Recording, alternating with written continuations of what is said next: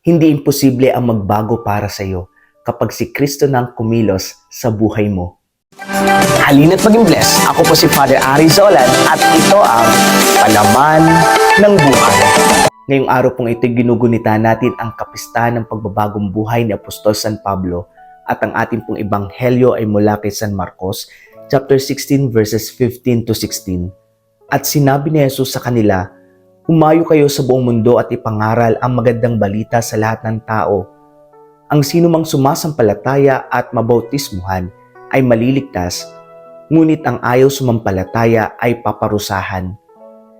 Si Apostol San Pablo na dati mamamatay tao, pero naging daluyan ng Diyos ng kanyang pagpapalat biyaya sa maraming tao na nakakapagbigay pag-asa, nakakapagbigay buhay at higit sa lahat, napapalapit sa puso ng Diyos.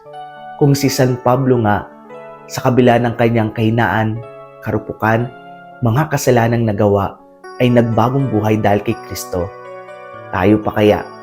Kaya nga po ang paanyaya sa ating lahat, maging bukas ang ating puso sa grasya at pagpapala ng ating Panginoong Kristo na baguhin niya tayo unti-unti upang sa gayon tayo ay maging tunay, tapat at ganap na tagapagpalaganap ng mabuting balita.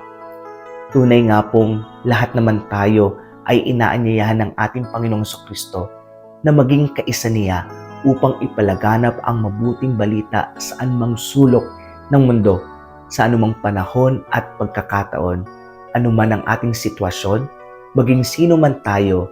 Ito ang paanyaya at panawagan sa atin, maging tagapagpalaganap ng mabuting balita sa isip, sa salita at sa gawa. Kaya nga, ang sino mang patuloy na sumasampalataya sa ating Panginoong Kristo, tiyak maliligtas dahil ang pananampalataya ay hindi lamang sa salita, kundi dapat nakikita ito sa pang-araw-araw nating ginagawa. Hayaan natin na baguhin tayo ni Kristo.